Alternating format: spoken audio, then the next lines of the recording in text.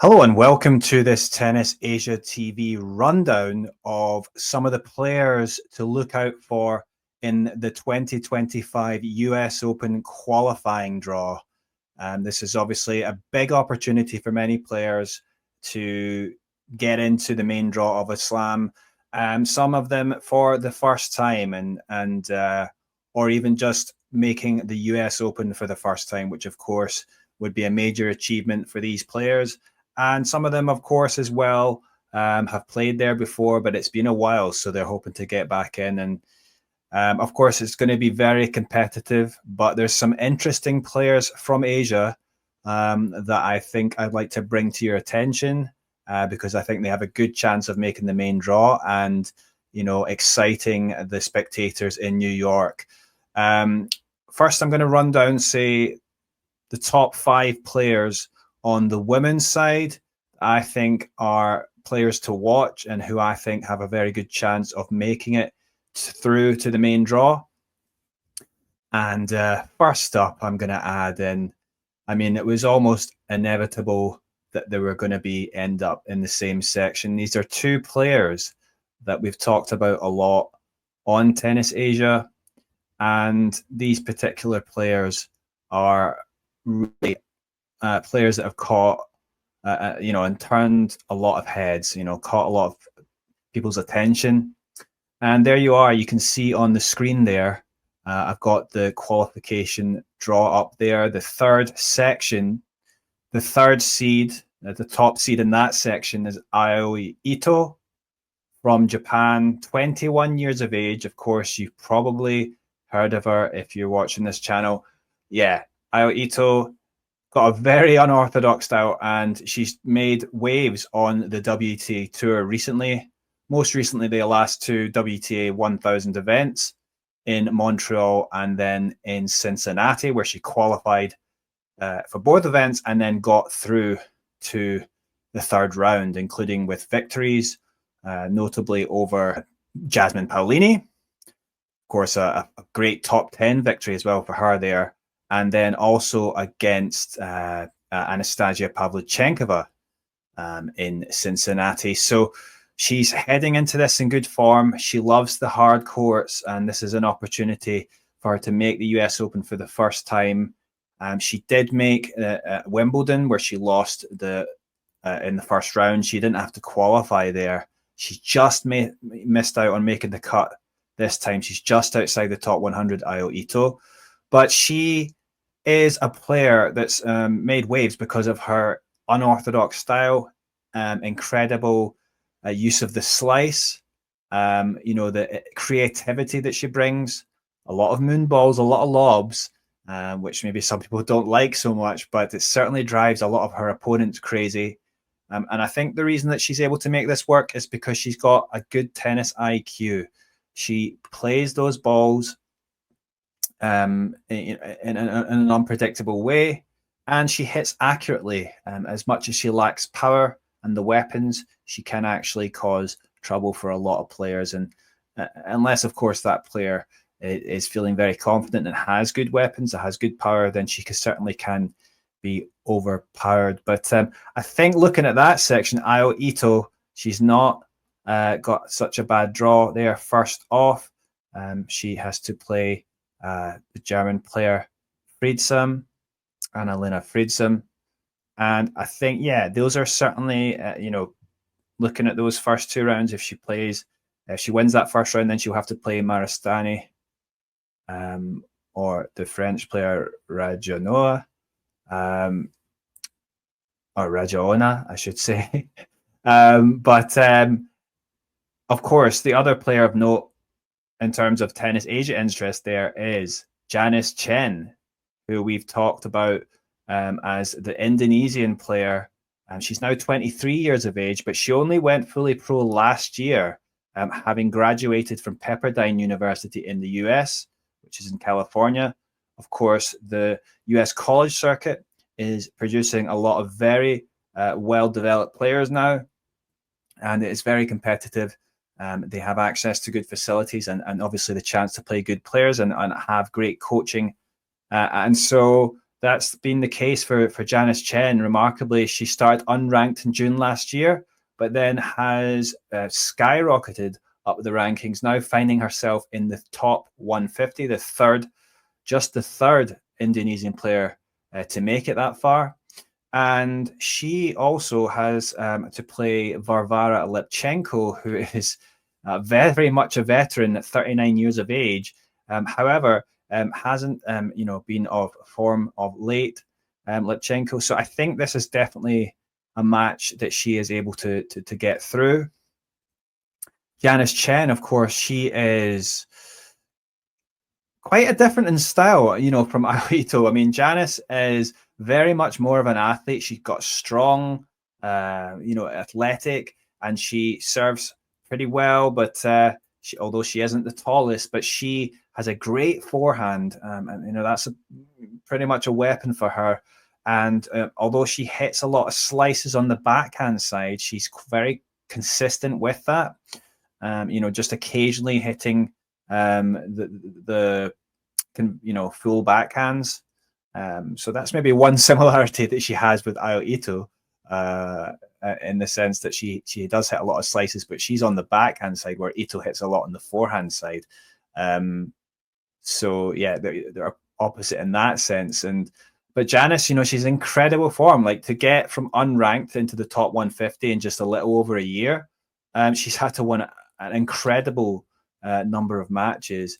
I mean, if we look it up, I mean, she's something like 86% of matches won this year on the, obviously that's mostly, actually pretty much all in the ITFs, but certainly this, to win that many matches. I mean, mostly she was playing on the ITF circuit in Asia, which, obviously it was mostly lower tournaments at first. And, generally speaking, you're not going to have as great a field in that part of the world normally. But she did come back to America to play 75 and a couple 100 tournaments. And she finished runner-up at the Lexington 75 and runner-up at the 100 most recently. So she's coming into this in good form. And, although she did lose those finals, she lost to, I think, Wang Jiyu in Lexington, who is a former top 50 player herself, and someone we'll talk about in a moment, that player from China. And she lost out to, I think it was Marchenko in the final. Yeah, she lost out in the final in the 100 to Petra Marchenko in Landisville. She's won a lot of matches. There's no doubt she's got a great, all-round in terms of her game. She's got that competitive spirit, and she's got a bit of power and athleticism, which is, maybe a bit in contrast to Aoi Ito. But similarly, they are coming up, they're on the rise, and they're looking to make an impact here. And I definitely think it's quite possible that they will meet in that third and final qualifying round and face off against each other for the chance to qualify and make their US Open debut. So it's pretty exciting, I would say. And it's definitely looking quite possible in my eyes that that's going to happen. I have to say, I mean, I think Aoi Ito is a player that, a lot of people are aware of now because she's made that impact at the WTA Tour level. I have to say, like, if she does end up facing Janice Chen in that final qualifying round, I can't think of many worse players that she would want to face, to be honest, because Janice, she's obviously going to be in there very motivated and is coming in great form. So if they were to actually face off against each other in that final round, I wouldn't be surprised if Chen is the one that gets the win. Having said that, Aoi Ito, her unorthodox style, it's driven a lot of players crazy. And so you just never know who's going to feel the heat and the pressure. And of course, it's going to be a huge moment for either of them should they make it to that final round. So those are the first two players I think you should be aware of in the women's side. Moving down, we can see further players here. I can see there Ena Shibahara, the 20th seed in the qualifying. She is, of course, primarily she was a doubles player, but last year she switched to focusing on singles while still occasionally playing the doubles. But and she ended up qualifying last year for the US Open for the first time ever, and she'd done really well for Japan in the Davis Cup, playing singles as well. But this year it hasn't gone quite as well for her. And at the moment, I mean, she did okay, I think, in the qualification for the Wimbledon. She got through to the final round, but then lost to Linda Fruhvirtova. And since then, she hasn't played since Newport 125, which was last month, about a month ago, on the grass. So, you know, although she might feel comfortable here on the hard court, she has qualified before. She opens against Kayla Day there. I'm not convinced about her form at the moment. Another player there is Joanna Garland. But similarly with her, she hasn't played for a while. She represents Chinese Taipei. She's half, although she's born in England, she's born in Stevenage in England. She's half Taiwanese, moved to Taiwan when she was 10. So, yeah, again, Polona Hertzog or Adrian Jeffrey-Trimo. So it's a difficult draw there, and potentially Katie Volinets, who she'll have to play in the final round. Although she did actually beat Katie Volinets, I should say, in France in the French Open, because she did qualify for her first major there, and then beat Katie Volinets in the first round. So, yeah, certainly at the moment, but not big on my list there at the moment. Moving down the draw, this is the next player I'd like to focus on, because I do think she's got a great chance of making it. It's Zhang Shuai. Of course, she is a veteran and still playing so well in the doubles circuit, but she's done very well as well this year when she has played singles. It opens against Mary Stoyana there, and then either Vidmanova or the wildcard entry, Maya Iyengar. So I think the section is not bad for her. And as I said before, you know, she's done very well on the circuit this year when she has played singles. Most notably, she won a W50 in July, and she beat every player there in straight sets. She also qualified for Wimbledon, but she lost out in the first round. And before that, earlier this year, she won a W100 title in Gifu in Japan. So she's had great results, and obviously on hard court she will feel comfortable in the kind of conditions at the US Open. So I think she's a great pick to make this main draw at the US Open this year.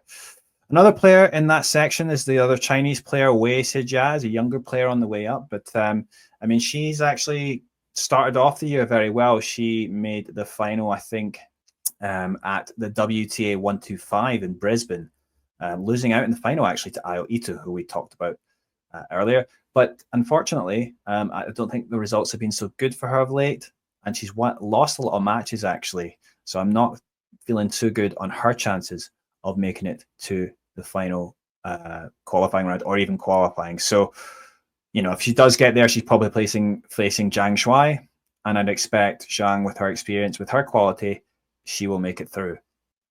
And the last player I'd like to focus on is Wang Jiyu, who is a former top 50 player herself. She reached 49 in the world. Having said that, she does have a pretty tough section there, and she's drawn Carson Branstein, and she will have to face the winner of Linda Fruhvirtova or Petra Martic. So that is very tough. Not to mention the 11th seed Petra Marchenko, who is a young player but very much on the up, and one with a lot of potential. So the only thing is, though, for Wang Jiyu, is that she has actually come in quite good form this year, and I do think that is actually maybe what's going to give her an opportunity to get through, because we never know. It's so competitive. A lot of these players in the qualifying stage are similar in level. Having said that, one of the things that also makes me doubt her ability to progress is, although she got to the semis at the W100 in Landisville, and then she won the title in Lexington, beating Janice Chen in the final we talked about earlier. She retired in Landisville in the last tournament there in the first round. She had to retire. So that was not that long ago. It was around the beginning of this month. So we'll have to see how fit she is, assuming that she's okay. it's a difficult section there, and I think, to be honest, either of these players could be making it through to the final round. Having said that, I think she does have a good opportunity. And looking down the list, the further Asian players, we've got a few Japanese players. We've got Mai Hontama, and also further down the list, Nao Habino. Definitely think Nao's got an opportunity there to make the to the final round and qualify. Lanlana Tarurudi is another player that's on the up, but she reached the final of the 125 in Porto recently on hard courts. So that was a pretty good result. But she has to face Rebecca Marino first up. It's a matchup we've seen, certainly those players, at least, we've seen them a lot on the Asian ITF events. But in terms of who I think would be able to get through that, I think it's going to be difficult for Lanlana. It's not one that I'm expecting it to happen. But as I say, we never really know with the qualification because, all of these players, for the most part, they're good players, and there's competitive, the motivation that the players are going to be, that they've got right now, it definitely can make a difference. And of course, you get upsets and the draws can open up, so you never know what's going to happen. Having said that, I still think, Janice Chen has got a great opportunity, followed by Aoi Ito, Zhang Shuai, I should say. She definitely is a player to look out for. So, those would definitely be my top 3 picks. And then perhaps Wang Jiyu, or let's see, maybe Ena Shibahara, because I just think that, she likes the environment and maybe she'll find form again. But that basically rounds off this preview of the women's qualifying draw. And I hope it's going to be a good one, because certainly, some of those players there would definitely add as well to the main draw. And I think, it could be, potentially those players could make through and cause some upsets of their own. Thanks for watching, and I hope to perhaps maybe even do some live streams of those matches, live watch-alongs, especially if Aoi Ito makes it to the final round and faces Janice Chen. I think that's definitely one a lot of people would be interested in watching. Thank you.